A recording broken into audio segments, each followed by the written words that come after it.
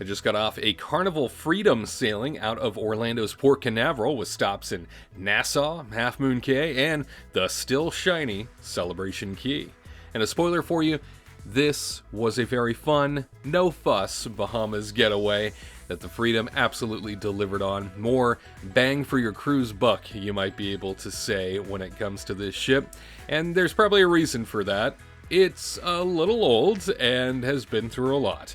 But we'll get to that here in a bit. I'm the solo cruiser Wade Heath, and if you feel like my reporting and perspective bring you any sort of value, please consider subscribing to the channel and ensure that like button is firmly pressed. Here we go. First up, that classic Carnival energy. Oh, and I do mean classic. If you want a cruise that feels like a vacation throwback the moment you step on board, you've got it with the Carnival Freedom. It has that unmistakable fun ship vibe. You got the upbeat music, the friendly crew, great comedy shows, a lot of casual bars and pool deck energy that keeps you entertained without trying too hard. However, the aesthetics of this ship is like stepping back in time to a different era, and much like I shared on my Carnival Miracle exploration, this era of ship is just so dang charming. And I know some people might look at it and say, charming, that's hideous. No, I look at it as charming. I think that these ultra-themed older ships, when they go away, I really do think we're going to miss them, especially as we start to see more and more modern Carnival ships just completely pull away from all the ultra-theming, and they're just getting kind of boring in terms of the overall aesthetic aspect of things. But the lineup of venues are great. Things like Punchliner Comedy Club, we've got the Red Frog Pub, playlist production shows. That means that your nights are often just as good as your days. It's the kind of ship where you'll happily end a day of island exploring with a pizza slice and a laugh. There is nothing better than that classic Carnival energy. Next up, let's talk about the great variety of onboard activities. I feel like the Carnival Freedom serves up options, whether you're the lounge by the pool type, maybe you're the I gotta try every activity type, or perhaps you're somebody who wants something a little bit more quiet, maybe an adults-only space. They have that too. There's a water park for the inner child. You've got organized games and trivia for the social crowd. The Serenity Adults-Only Retreat when you need a calmer corner. And that range, I think, made it easy to balance my own days, both from my island explorations to my more chill onboard afternoons. Next up, interior staterooms that do more than just sleep. Yeah, I booked an interior on the Carnival Freedom, and no, you won't miss much of the cruise fun because of it. I was on deck 2, which put me, especially at the forward location I was at, right below the atrium and just a few steps away from the theater. In fact, I was just a short one-floor staircase flight from these locations, which made it very convenient for me. The only time I ever heard noise, by the way, was when they were doing some sort of dance in the atrium. When they were stomping on that floor, I would hear it through the ceiling just a little bit. It wasn't enough to be annoying, but it was certainly something that was noticeable. So something to keep in mind if you happen to stay on this deck at the forward location like I did. Carnival's interiors, I think they're pretty thoughtfully laid out with comfy linens, and they've got their in-room climate control.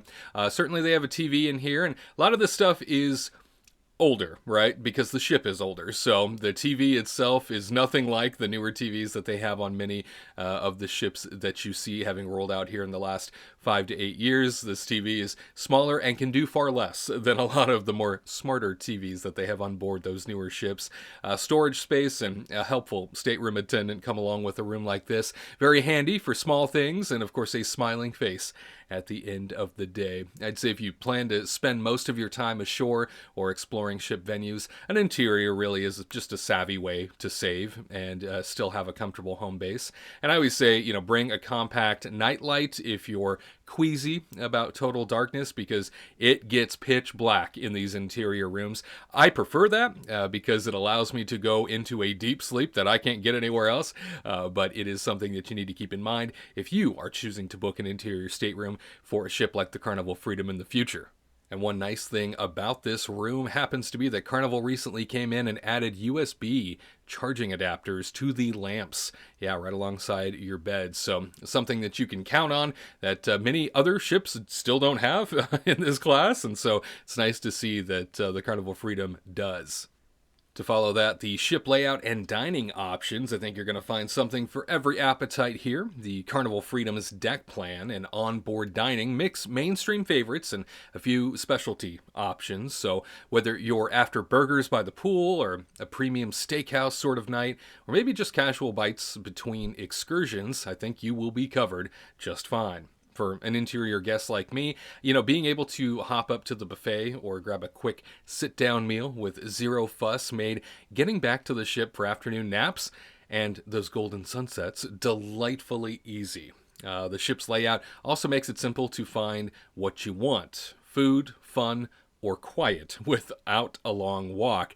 This is one of those ships that really was designed incredibly well for its era, and it was small enough, it feels intimate enough to be able to canvas and walk at any point, so I could go from the front of the ship to the back of the ship very easily just on my deck 2 floor, right? I just walk from my room to the back of the ship, and then I take that elevator up to the top deck where the Lido is, and I go right into the buffet if I need it, and it was always such a quick route, whereas nowadays there are newer ships that are like, 4 or 5 football fields worth of walking to get to any one location that you need to get to. It was kind of a nice reminder that, wow, a lot of older ships are so much more manageable, and the floors seem, closer together too, so it's just an easier ship to get around on, and of course the dining options, they're so close to you all the time, which was a really nice plus as well. Next up, this is a perfect departure point for Orlando area cruisers. Port Canaveral has such a convenience to it. I'd say embarking from the Orlando area is a huge practical win if you happen to live inland or have an airport connection. Port Canaveral is close to Orlando and grabbed my attention for just how straightforward the embarkation and return logistics were. Less travel stress here, more time to enjoy the ship and anywhere you might be going. If you're coming from Orlando International, this route is very easy to get to because it's well traveled. And so this is something I always share with folks. Yeah, you can take an Uber. Yeah, you can take a Lyft. I tend to go with GoPort. Now, they're not a sponsor or anything like that. I just happen to use them because they're very reasonable. $25 will get you from the airport to Port Canaveral. $25. It is a terrific value, and it is something where their motor coaches zip you on through. It takes about 45 to 90 minutes, depending on the day, but it will zip you on through to the port, and you don't have to worry about how you're going to get there. Plus, if you happen to be at the theme parks, right, everybody knows Orlando is booming with theme parks, and you want to spend some time there as part of your vacation, then you've got this right out back at Port Canaveral, where you can jump on a cruise and sort of add to that vacation overall. To follow, the Bahamas Trio. You got Nassau, Half Moon Cay, and Celebration Key. Variety without the long sail. I would say this itinerary is one of Freedom's strengths, in fact. You got Nassau, which is, of course, the Bahamas' capital city, city culture, and shopping woven in together. Plenty to do, even just off the port itself. Half Moon Cay, the classic private island beach day. Half Moon Cay is something where, you know what, you got to take those little tender boats from the Carnival Freedom to the white pristine beaches, but boy is it worth it. And Half Moon Cay itself is so nice and secluded, it feels like, your own little getaway. And that's one of my favorite parts about visiting Half Moon Cay, is you feel like you're a world away from anything else that's going on. And of course now, Celebration Key, Carnival's new big private destination playground. It gives you a little of every island vibe in just one trip. And finally, I don't think you can beat the value for the money. Carnival Freedom doesn't try to be everything to everyone. I think it knows its lane. Fun, budget-friendly cruising with lots of onboard options and easy port days. Between affordable interior stateroom rates, included dining, and plenty of free entertainment, the Freedom felt like an excellent way to get a Bahamas getaway without fussing over extra fees or feeling like you had to plan every minute. If your cruise goal is maximum island time with minimal stress and maybe a few beers on deck, I don't know, Freedom makes that simple and affordable. After a 5-day cruise on the Carnival Freedom, you know how much I paid? $470. That's it. And I always say, if you can get a cruise for less than $100 a day, I feel like you win somehow. And so that's my anecdotal way of saying, I won. The Carnival Freedom, it isn't the newest, it isn't the brightest, it doesn't have all of the brand spanking new amenities that many of those greater ships that they have built since have, but there is a certain charm to the Freedom. There is a lot of value pumped into this, and if you have a cruise director like I did, her name was Gabby, she kept the fun at a maximum level. There were so many activities, there was so much happening. It was a true blast. I had a great time on the Carnival Freedom.